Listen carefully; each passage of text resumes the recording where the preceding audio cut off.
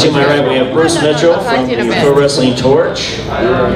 We have Herb Simmons, really one of the longest tenured independent promoters in the United States. I mean, it's going back 30 plus years, right, Herb?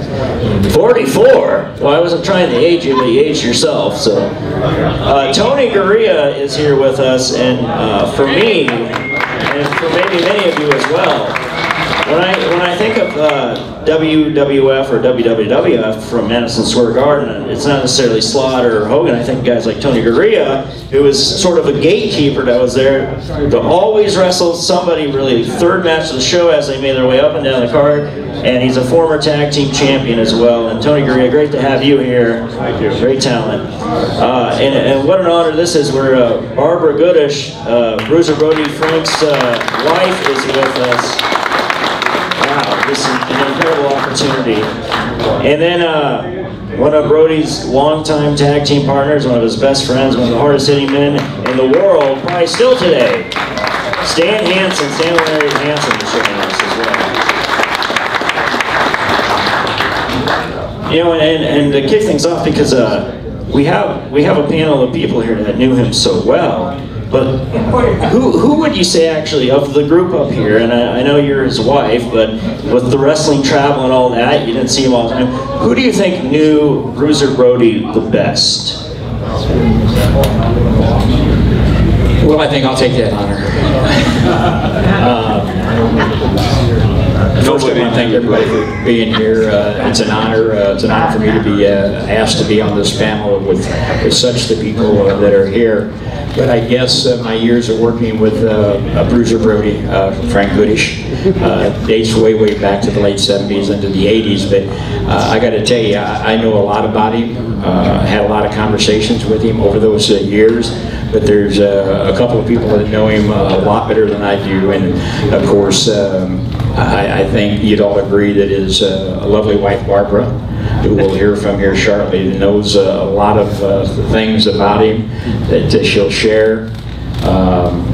We have another guest with us, his sister, here in the audience with us, Gail. That has all kinds of stories that can tell you.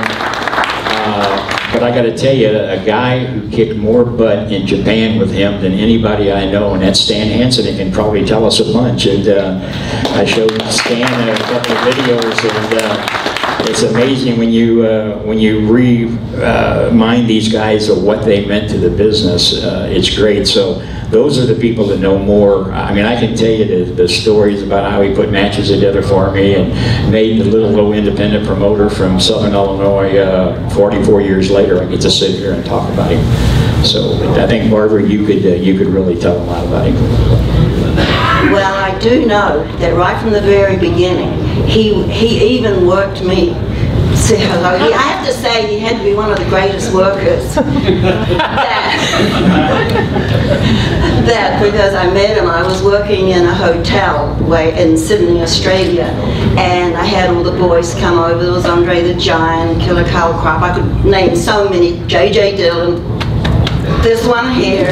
I've known these people for 40 years plus. And I mean, I just happened to be working the front desk when he was staying at they were all staying at the same hotel. And of course, this was the days before computers, before cell phones, before the internet. So they were in a whole different, strange country. So, you know, they were lonely and they would get mail and everything. So I would hand them their mail and became great friends with so many of them. As I said, 40 years later, still friends with them. So I had just happened to be at the front desk when he was checking in. And of course, there was a rule you didn't associate with any of that. And that wasn't in, because I knew nothing about wrestling. They were just friends. They were just people. They were just guests. They were just, you know, and they became friends. Never went to a wrestling match in my life. Had no idea. I mean, here I am with Andre the Giant and then the midgets. So it was, so I learned at a very young, well, I was young then, very young age, that, you know, you never judge anybody by their appearance. You get to know people that are inside. Because people sometimes judge, well, as you know, they judge people. So he'd come in, and that was okay, and we got to be friends and everything. And this one night, I just happened to be filling in at the front desk till 11 o'clock at night, which was very unusual. And they all came back from their matches, they'd all gone to matches, and my boss, who was a Texan gentleman, had another bar, restaurant called Bourbon and Beef that was up the road. So they all said, well, why don't you come up to the road and, you know, have a drink with us? And I said, oh, well, that's okay. Well, we were all sitting, there was like maybe 12 of us, all these strange characters, so to speak, sitting at a table. Well, one by one, they would get up to use the bathroom. Well, they never came back. One by one, all of a sudden it went 12, 11, 10, 9, 8. Then there was Killer Carl Crop and Frank and myself. And then Carl gets up and leaves. Didn't come back. And then I found out later that he had arranged it all. So I have to admit, he was a good worker. And of course here I am still sitting here after all this time, and it just kind of evolved. We were just such good friends for such a long time until he happened to, you know, come back over here. And then another thing, I wasn't thinking, everyone's saying, oh, you know, these wrestlers, you know, they're just using you. They're in a strange country. They're just, you know, having a friendship. Well, as you also know, Frank kind of left some territories, not so much in good stead. And I know a lot of you probably know that. So he came back this one night, because he was in Australia maybe 9 months, so it was quite a long time that he was back and forth. So he came back. He said, well, I'm leaving to go home tomorrow. Oh, okay, fine. Well, nice to know you. And then he had this lot of money. He puts it on the table and said, I'd like you to come with me. Well, if anybody knows you, Frank was really tight with the dollar. So I figured out, well, he must trust me, because he would not leave this money. I could have taken that money and just stayed, because it was quite a bit of money. But as I said, the story's finished. Here I am. I'm still sitting here. And I'm going to put you on. I could tell you a lot more, but I'll put you on the stand. No, dude. Go ahead. Here, Tony, you're next, just as I said. Well, one Kiwi, another Kiwi here. Well, I was in Australia. I was only there for 3 weeks. I was on my way to Japan. I wanted to shoot down Poem Sailor, my brother and sister and my friends down there. And I was doing TV in Brisbane, Australia. And that was the first time I'd met Frank. But Frank had been in the New York territory, and I wasn't there. And I'd heard stories about him, and I said, Jesus, because I was going to wrestle him on television. And I was a little bit concerned. I was, how do you say, he kind of marked me out, you know, when I just seen his name, you know, Bruiser Brody, Tony Garea. I said, oh my God. So anyway, I got to talk to him, and oh my God, he became my best friend almost right away, you know. And if I had been on the fence then, I think I might have gone that way, and there would never have been this. It would have been me. But we went out in the ring, and we had some heck of a match, and you know, he was nice enough to, you know, adapt a little to my style, and it was just great. But I was only there for a short time, and I was going to end up with a match with Bruiser Brody, who was coming in and I think replacing Frank at that time, so they had to kind of put a little bit of steam on me. And that was I think that was the only time I ever met Frank. So that goes down in my memory bank, and I'll never lose it. It was just fantastic. So the original question is the first time we ever met Brody? Yeah. When I met him? Well, I met Frank when I was at West Texas State, and that's the university where, you know, the Funks went, and Dusty Rhodes and Frank and I mean, both Funks and everything. So we were playing football, and I was getting recruited out of high school, and Frank was 3 years older, so he was already at the university. So the guy that goes to show me around as I'm thinking about coming to West Texas to play football, he takes me around and everything, and you know, I'd been to some other universities to look at, and so I kind of know the routine. Well, they're going to take me someplace to show them the room. You know, this is what you're going to be living in and everything. So this guy takes me around, and he's all day long, and now it's like 3 o'clock in the afternoon, and I said, well, you know, I want to, you know, where's the dorm room? I'd like to see the dorm room. And he kind of hem-hawed around about it, and he finally walks over. You know, he takes me to his room, and he stops outside, and he says, you're assigned, you know, you're given a roommate, and you know, you don't really have a choice. You know, everybody gets along pretty good and everything, but you know, they're just different people and everything. And he's making all this, yeah, okay. So it's like I said, 3 in the afternoon, right? So he opens the door up, and we walk in, and there's like a line right down the middle of and on his side, it's immaculate. I mean, everything's in order. The bed's made. I mean, you know, clothes are all in a line. And on the other side, there's wads of paper. There's all sorts of trash and everything over there. There's no sheets on the bed. All the clothes are thrown around. And he says, this is my roommate, Frank Goodish. Frank gets up, wakes up, and gets up at 3 in the morning. Yeah, nice to meet you. And he rolls back over. That's the first time I met Frank. So he didn't want me to tell that story probably many times, but I have, because it's real. Bruce Mitchell from the Pro Wrestling Torch, and I don't have that personal story to share, but I think of Bruiser Brody and Stan Hansen. I look around the room and I see Bob Roode. There's a lesson with Brody's career, not just how impactful he was at the time, but for wrestlers today and everybody today, which is know your value and know your own value and hold to that. And I think wrestling is always changing, and the politics of it is always changing, but Brody was about knowing his value, and you paid him his value, and you stuck to your word with him. And if you didn't, you know, there's all the stories that, as Barbara said, the places that he didn't leave in good stead. And so he knew how to market himself, he knew what he needed to do, and he could have impact on a wrestling show, whether it was an independent show, whether it was an All Japan show, whether WWF, whatever it was.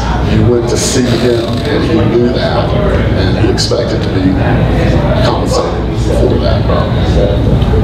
Well, and speaking of that, I mean, he was really an early shining example of a truly traveling independent talent, in that he would go to all sorts of different territories, and even working shows for, like, Herb, how did it come about that you actually were able to arrange for Brody to work your show? Because, I mean, you weren't in the traditional territory system. It was kind of about what point did you start promoting with Brody?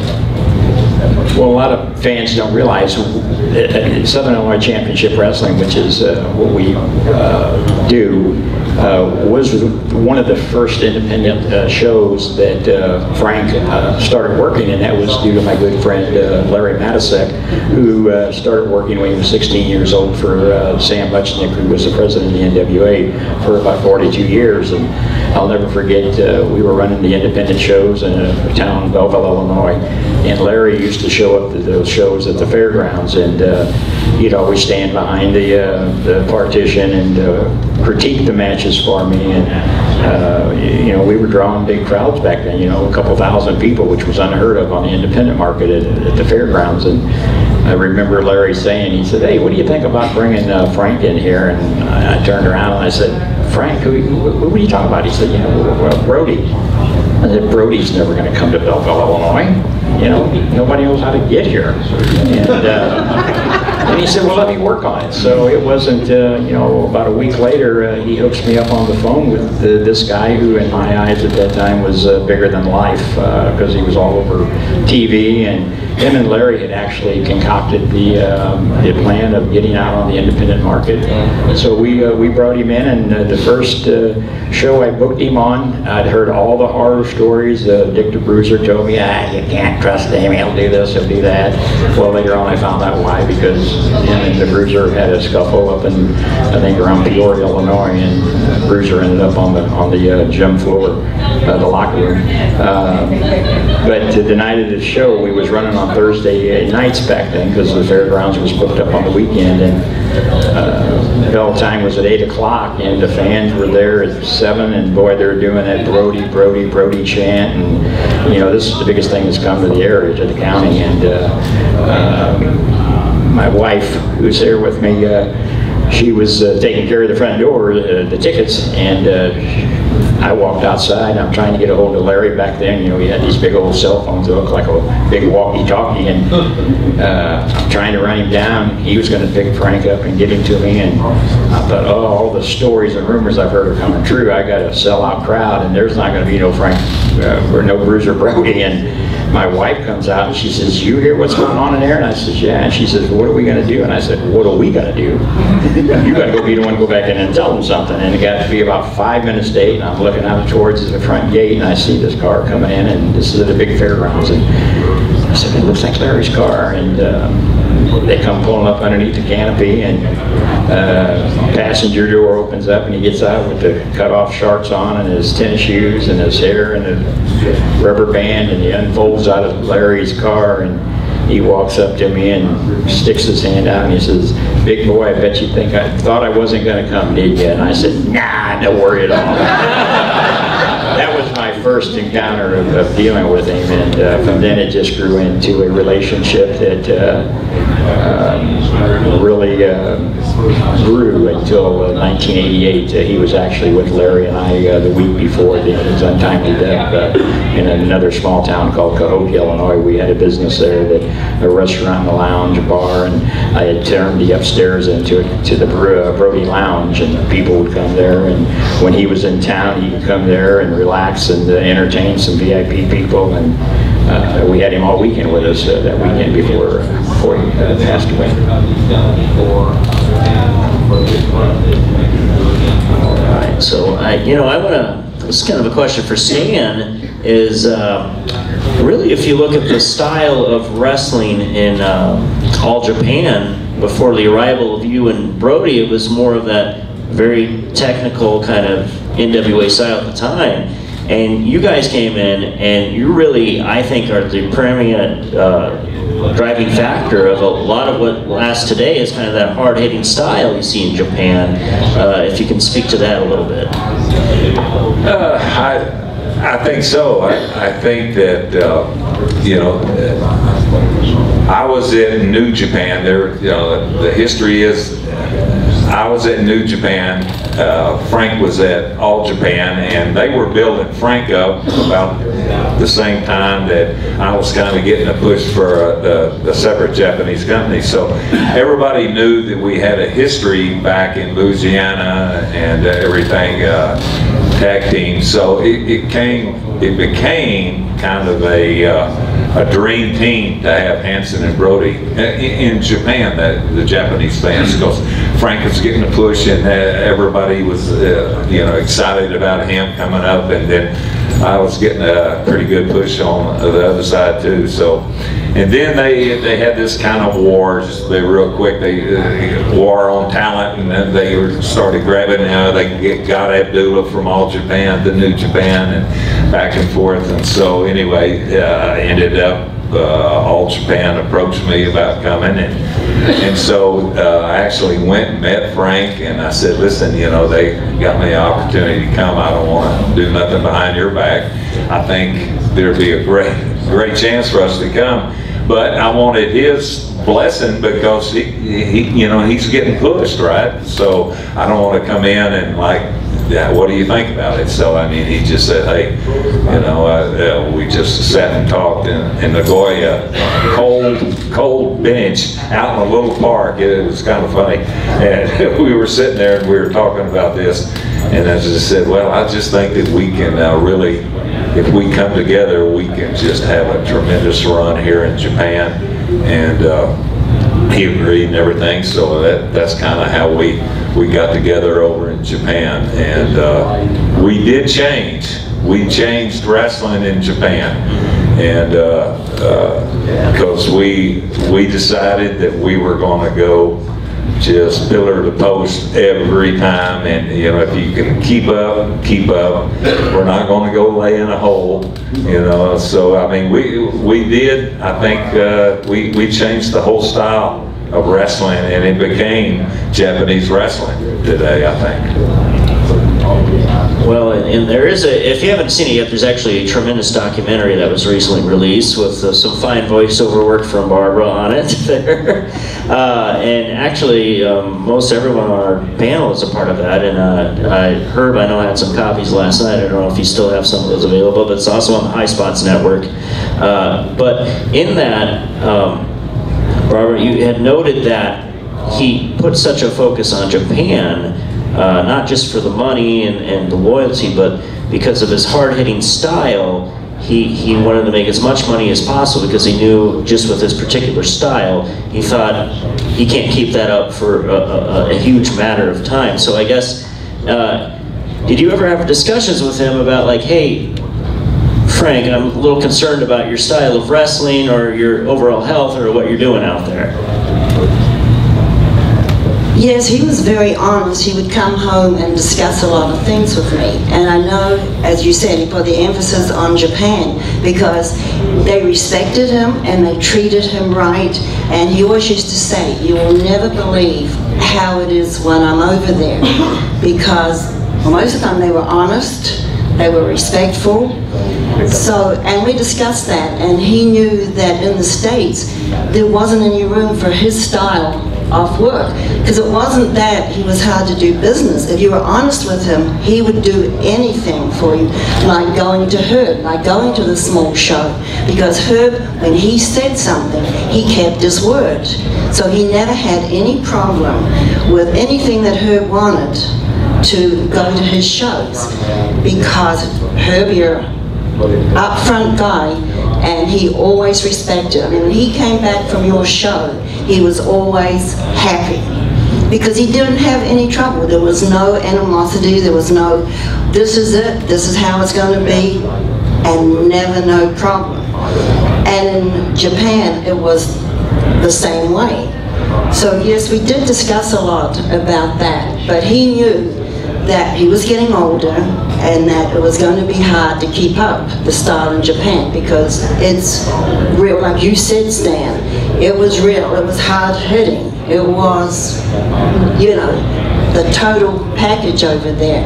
But he knew that he would probably come back and do a stint with Vince at some point of time, because he knew that the match that everybody wanted at that point was, of course, Hulk Hogan, you know, Beauty and the Beast. But he knew, could he trust? So, well, it never came to that, so we didn't go that much further because of what happened.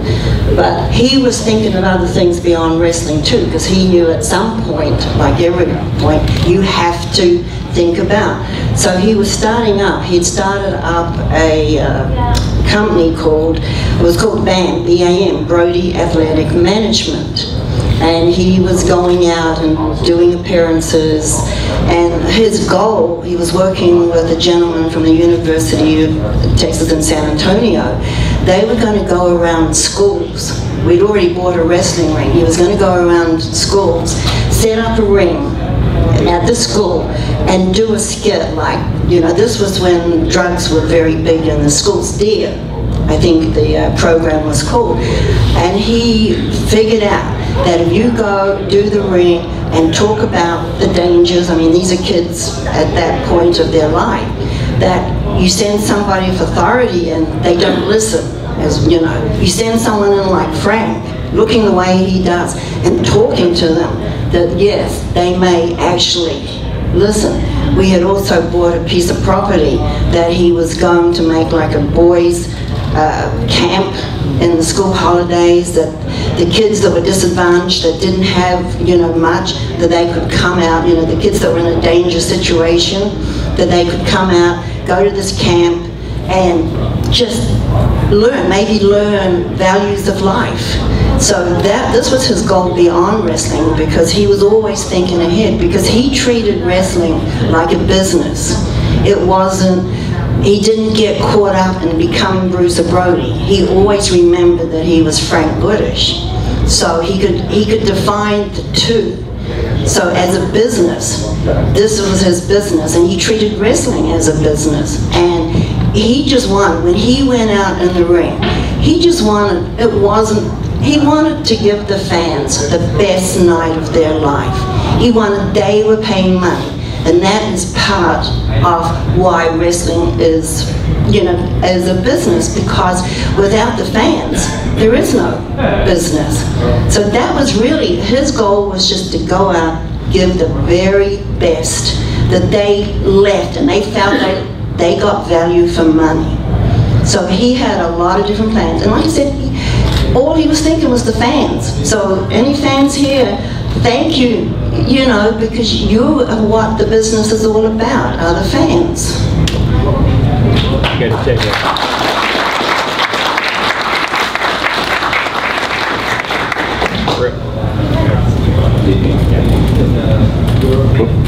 When you talk about Japan, I remember well, I had Frank booked on a card one show, and him and Larry called me and said, look, Frank's going to be going to Japan real shortly after your show.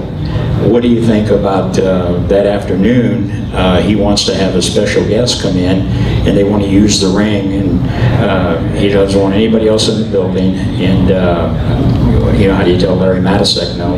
And I said, sure. Well, I didn't know until I got to the arena that night, the special guest was Luthez.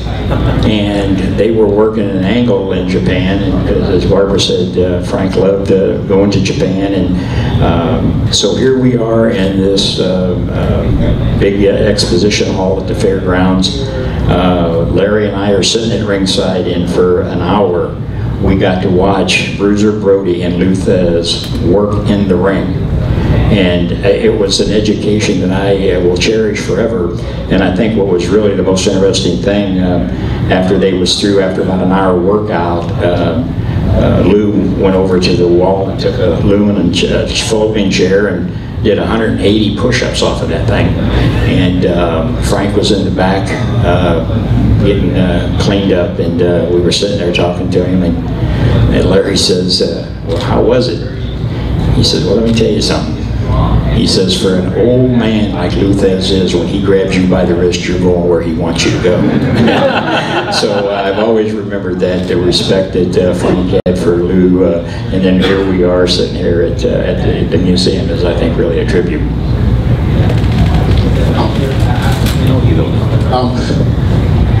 Part of that wrestling journalism and things like this, a smaller effect that Frank Goodish had, that Bruiser Brody had on the wrestling business, was he was a very early encourager of, he was a sports writer before he was a wrestler, and so he was very intelligent. And he saw the value in having an objective journalists cover the wrestling business, that sharing that information was power as much as kicking ass was power.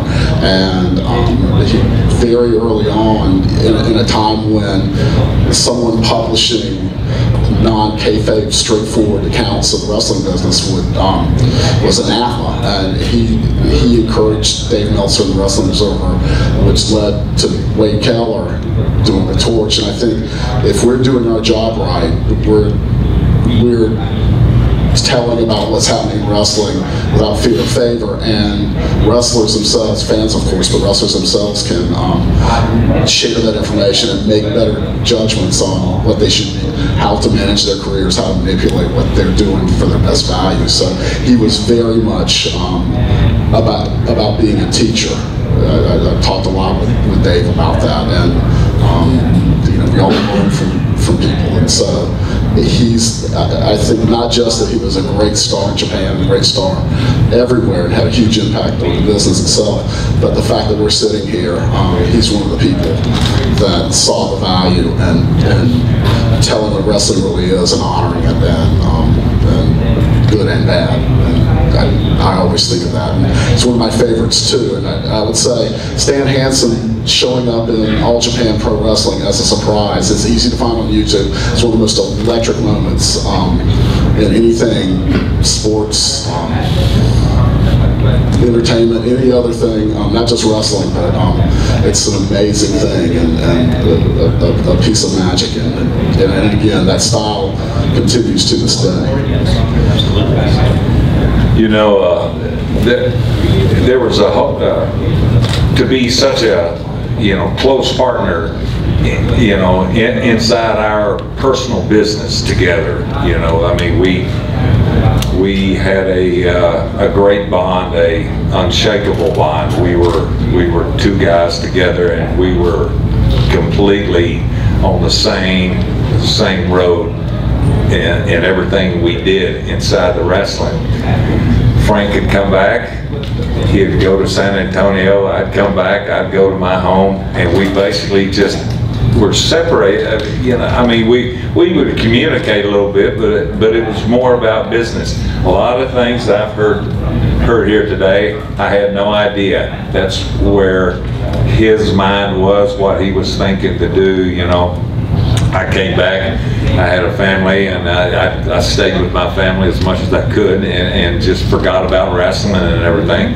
And Frank could go back, and obviously, you know, later on, when certain things happened, and Frank was out of Japan for a while, that's when he was already working the independent, you know, promotions and so forth, but then he had to end up doing it, I mean, to make a living, you know. So he was much more in tune to the small independent shows and so forth, and he was constantly thinking about business. Where me, I was just thinking about business when the bell rang until it rang again at the end of the match, and I'd come back, you know, and I said, well, that's enough. I never was into like thinking about promoting or angles and so forth like that. I just, you know, just give me the reins and let me run, and when I come back, it's over. Where Frank was much more of a guy that was always, and we did sit and talk at night, and we'd go out in Japan especially, we'd go out to eat, and we had talked about our business and what was going on. But there was already, when we, anyway, just real quick jumping, when I came from you know, New Japan to All Japan and got with Baba, you know, they already had a great crew there. Now, Baba was instrumental in wanting us to change the style of wrestling from the NWA type of style to the New Japan and the more the Japan wrestling. So, you know, he wanted that. He was expecting us to do that, and I think that he gave us the reins. But you know what? There was a couple of other gaijins in there that are established in All Japan, and they aren't going to just step aside and let Hansen and Brody come in there and take over. And they were called the Funks. And let me tell you, they didn't lay down, they didn't, I mean, it was a fight. And I mean, we came extremely aggressive to them, and Terry Funk, I mean, Junior, of course, was one of the, you know, great champions in wrestling, but Terry Funk was more my type of, you know, guy that, and we beat each other, I mean, literally you know, that half punchy. Maybe we are punchy now, you know, but because the, you know, the Funks, and we wanted to come and you know, this whole thing, youth. Well, that was the word youth. I was doing that to say we're the young. I mean, we're really not that much younger than them, but you know, we were a younger team. So that was kind of the whole push. That okay, here's Brody and Hansen. We're the young team. Get out of the way, Funks. You know, we're going to take over, and they fought, and I mean, that's what made that business. And of course, you know, they had some great Japanese talent. You know, Baba himself, of course, and Jumbo and Tenyu and a bunch of, I mean, they had some great talent. And then later, you know, there was another group of younger guys that came up, but Frank was gone by then. But it was, they didn't know what happened. All of a sudden, Hansen and Brody, I mean, we really dominated wrestling there for a few years, I must say. Well, Barbara, I want to thank you for the comments that you said that Frank made when he came in and worked for us. But, you know, I'm sure you've all heard stories about how Frank stood promoters up and this and that. And Barbara said it best. If he appreciated you and if he respected you, and that was a two-way street. The other side of Frank that I knew is I was running shows in St. Louis, Missouri at that time at a place called South Broadway Athletic Club. A friend of mine was a promoter there, and I was helping him. And he'd always say, "Hey, I want to get Frank over here. I want to bring him over." So I'd call Frank and I'd say, "Hey, Tony wants you to make an appearance at South Broadway and do a show there." And Frank knew the history of what we were drawing there, and we was always doing good. You know, we were selling the place out. And here's a guy that was taking care of business, but he was a good enough friend that he would tell me, he said, "Herb, what are you drawing over there?" And I'd tell him, and he'd say, you know what's going to cost me to come in. You know, save me when you've got a place that you need to start putting butts in the seats. That was the type of guy he treated me. You know, he could have easily took the money and come in and we wouldn't put another person in the building because we were selling out anyway. So that was the other side of the Bruiser Brody that a lot of people didn't know about. All right, and does anyone have any questions? We'll take some questions here from, Tom's got a question. Herb, you talk about Belleville, Illinois like it's on the other side of the earth. Now let's put some perspective on this. Larry was just finishing up with Sam, and he was hooking up with you. How far away is Belleville from St. Louis? 12 miles. 12 miles. Okay? So it's not like they were going halfway across the state of Illinois to get some distance there. They were within, you know, spitting distance of St. Louis and the history of St. Louis wrestling. So to bring a Bruiser Brody in that close to home, which St. Louis was one of his homes, you know, it was a risk at first, because they're saying, well, why is he over here and not doing big shows? Yeah. But it was because of the love of Larry and you and how you guys treated him that he was absolutely willing to come in and put it on the line, and did good business too. And it broke the mold of independent wrestling and established the fact that guys can come in and work independent shows, make a decent amount of money, and be successful in anything under a 16,000 seat arena. Yeah, and it was guys, you know, I got to meet all the greats because of Frank. You know, Dick Murdoch, Crusher Blackwell, Valentine. He was my connection there, and he would bring, then I had local guys, the Giant Assassin, as you well know. He loved working the big guys, because when he wanted somebody he could use that chair on, and they wouldn't cry baby about it. But you're right, I mean, and he would tell them, when I hit you with the chair, just fall down on that cold floor, and it'll take the sting out of it. Yeah. And one follow-up. In every other arena in the world, he was Bruiser Brody. Can you tell the story of why he was King Kong Brody in St. Louis? Yeah, back then you got to remember Sam had Dick the Bruiser, Bruiser Bob Sweetan was there, and I don't know how many of you have seen the commercial of him standing up on the marquee at the St. Louis Arena where he's got the letter T in his hand, and then that was all his idea. They took him about 2 days to get that shoot done right, because they had originally had him mic'd to his beard, and of course it was so windy up there on the St. Louis Arena that it was picking up so much wind noise. They ended up, the young lady who was running the box office at this arena, they ended up micing her dress that when he was holding her up there at the one shot that they did. But Frank was good at creativity. I had him at the Fairmount Park racetrack for a couple of shows, and he said, we got to come up with something unique. And it's been in magazines all over the country of him racing a horse down the backstretch carrying a jockey on his back. That was Frank. Those were Frank. I got the credit for it, but those were Frank's ideas. But that's why Bruiser, you know, there was, like I said, Dick the Bruiser, Bruiser Bob Sweetan, and Sam just says, you know, we're going to call you King Kong Brady.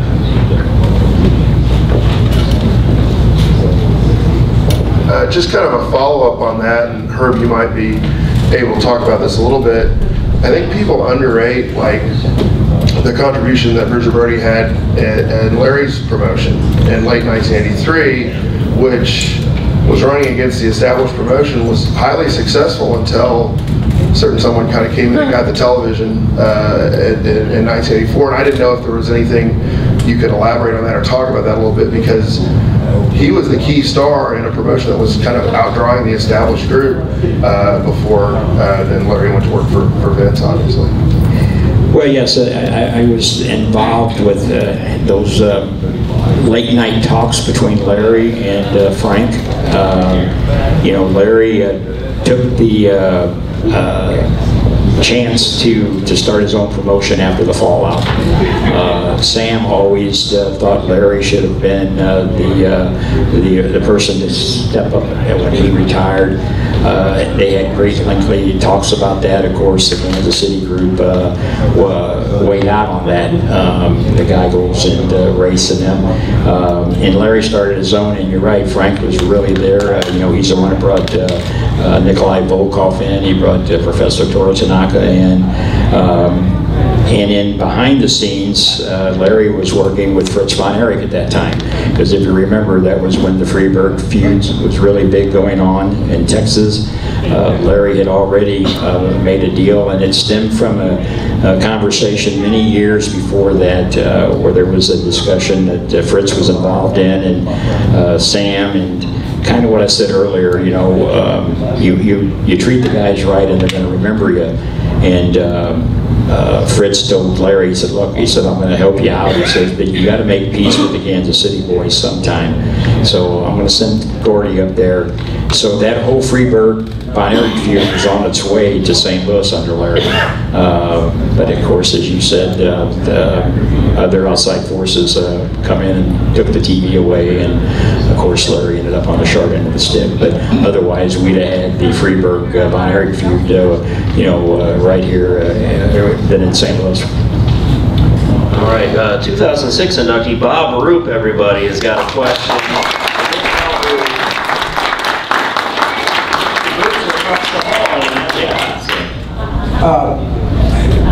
Thank you all. First of all, thank you all for being here. If you weren't here, we wouldn't be here, would we, Stan? Good to see you. Who did Frank have his first match with? Does anybody know? You don't I bet you do. Well, you know, this is so weird. I'm telling you, I don't have Alzheimer's, but I'm not sure. I think it was me. I've heard that story before. I know that the night before his first match, or the week before, I believe it was Fort Worth, he came by the ring, and I was in the ring, and he said something, and I said something like, you punk, or show up next week or something. It was arranged, of course. And so, I'm pretty sure I wrestled him the next week. Well, let me tell you something. Frank Goodish was a wrestling genius. And you know why? I don't remember the match.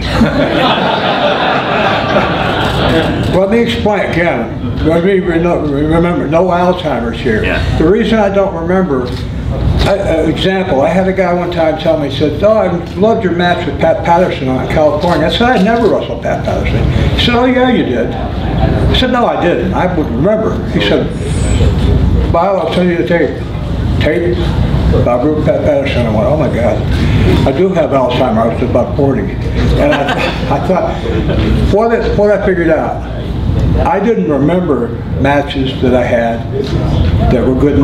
There was nothing to remember because they were good matches. After you have thousands of them, it's just another match. That I didn't remember Frank in his first match meant that he was absolutely a genius to start with. And let me tell you why. I had, not his first match, but a little bit down the line. Great guy, I love him dearly, respect him dearly. Unfortunately, we lost him, Dr. Death Steve Williams. And we were in the New Orleans Superdome at a big show, and he was nervous. I mean, he was scary nervous. And I had a match with him, and I'm telling you, I haven't forgotten one bit of that match because he was so nervous. I mean, he was lethally nervous. Picked you up by the wrong arm, fire you in the ropes, not done. Only time ever done in my entire career. Where I had to go take a bump and tell the referee, tell him to calm down, please. Everything's going to be okay. And it was. The fact that I don't remember Frank is a tribute to his starting out being so calm, cool, and collected that he wasn't nervous. And we had a good match. The other thing I want to say, with the utmost respect for him, his character when he started was such, it wasn't so much his brand, which was very important to him, because that's why he could walk out. So like so many boys couldn't and wouldn't. Maybe self-respect was part of it, maybe they needed to make a living was part of it, they had a family to protect or whatever, but he would walk out because his self-respect was, and his character was as important to him, also his brand, but those came first because he had to live with himself whether he had a big name or not. He walked out on people. Believe me, he didn't walk out screwing them, they were screwing him. That's why he walked out. I did it, I don't deserve to be with these folks. They know Frank a lot better than, no, but only because you knew him so much better than I did. So what I do know of him, first class guy, very, very smart, scary as hell to look at, hit the part, and you know what?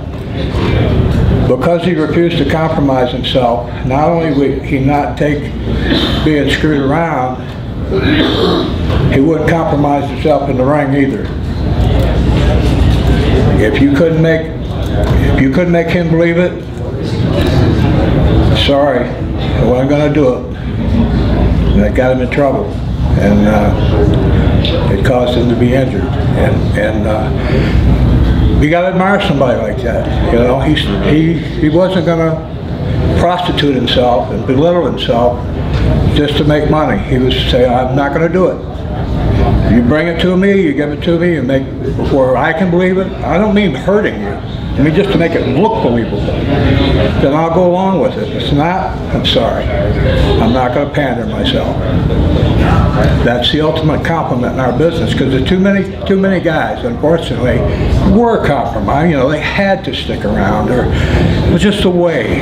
The promoters owned everything. They had total control. They could blackball you, whatever, and people were afraid to do it. Well, he wasn't. And I hope you were lucky to have him in your life. A lot more than I did. I envy you. Thank you all.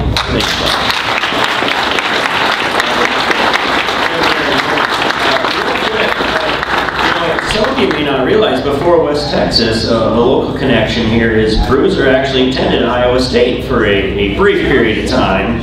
Don't know the circumstances, but led to that. There you go. Yeah, I'm an Iowa State grad, so that's pretty exciting for me. So, and before I pass it off to Tim here, Tim, do you have your book here? It's out there in the hall. Tim's got an excellent book. if I can plug him for a moment, because I own it myself, it's great, about wrestlers dating back to like the 1850s and 60s, and I highly recommend checking it out. So you're welcome for the free plug there. Oh, thank you. But I want to ask, Barbara, you know, because Bruiser was such an intimidating presence, but obviously you and your son knew him on a whole different level. But was it difficult for your son at his young age to watch his dad wrestle in the ring? Would he get concerned about his dad, or was it just kind of bizarre? Because I know I was talking about this with some of the other guys that have, we have some young children, and like the first time they got to 3 years old and saw people wrestle, they start crying like, Daddy's not supposed to get hit like that.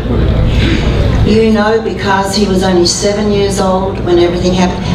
He never saw his dad wrestle.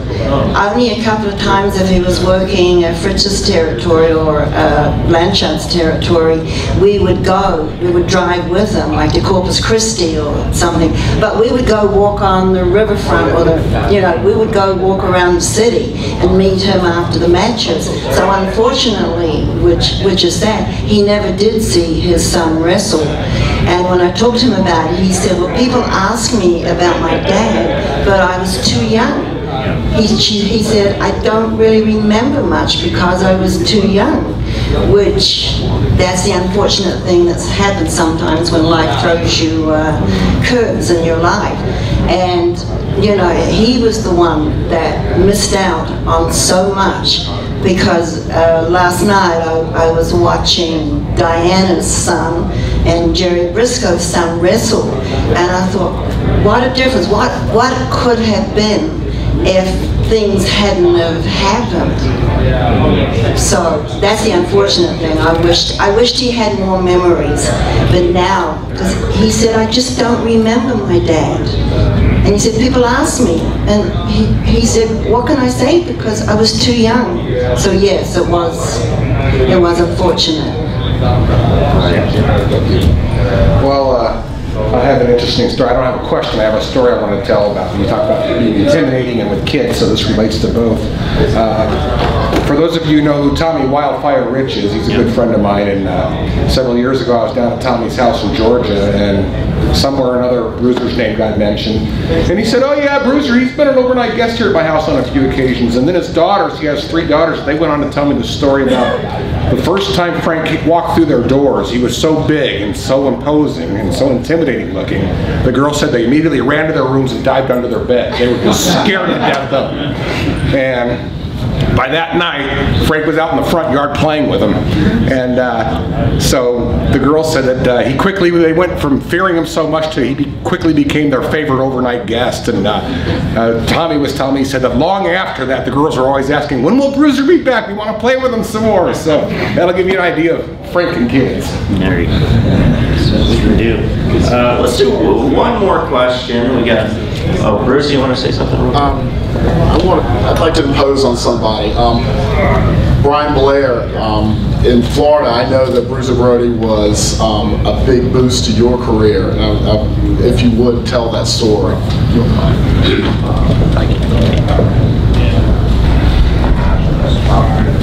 Well, I had a lot of fun with Frank, and he taught me a lot. He taught me a lot about tuna fish. Frank could eat more tuna fish than anybody I knew, and he taught me to save money. We used to travel together and for Watts.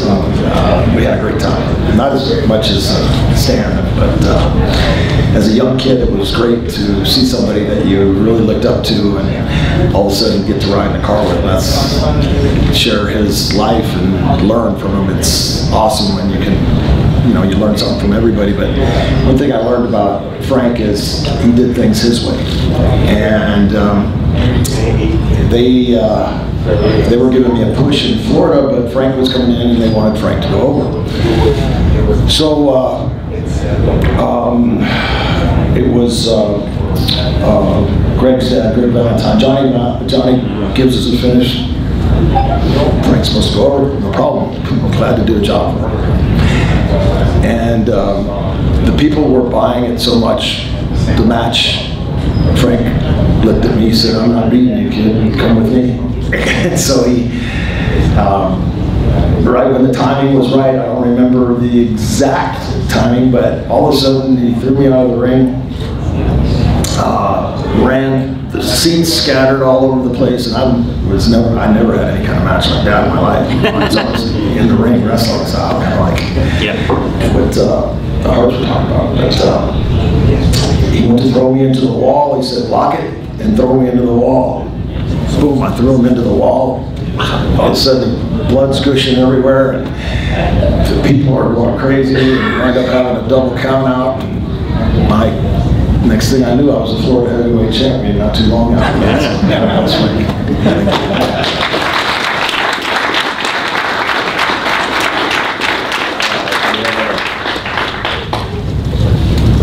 Over here, someone's been waiting patiently. Thank you for your patience.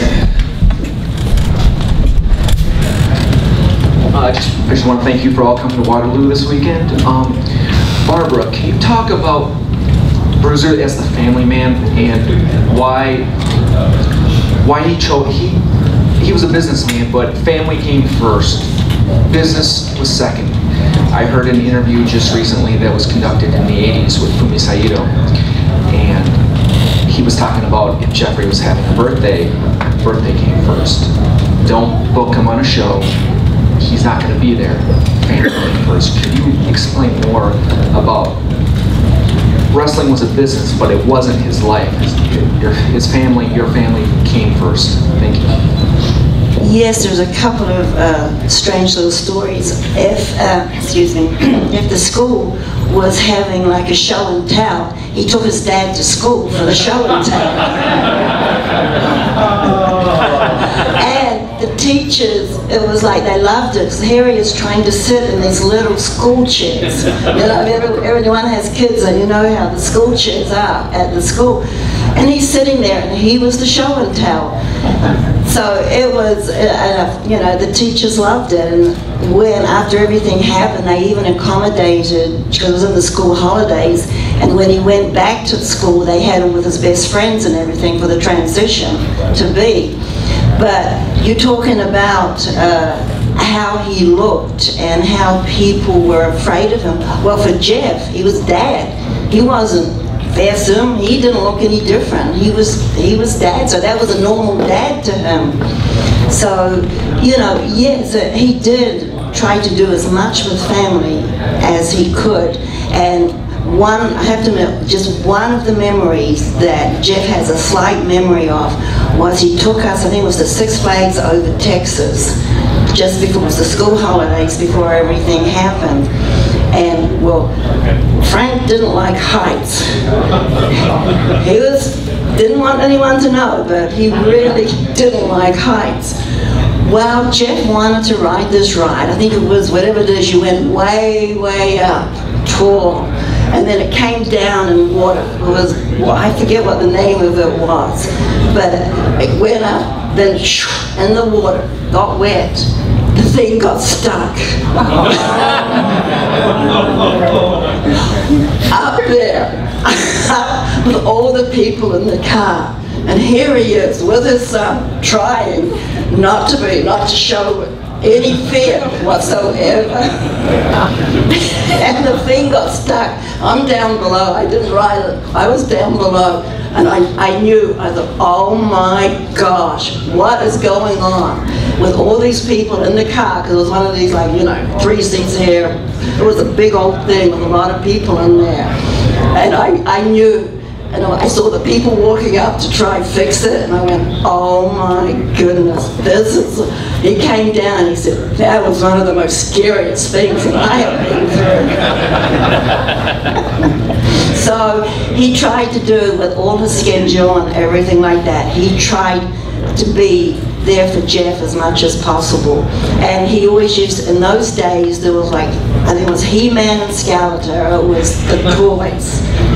And Jeff was He-Man, he was Skeletor, so they were always playing He-Man and Skeletor, like you said, on the floor with all these toys on the floor and everything. So yes, he was just dad. I mean, he came home, he was dad.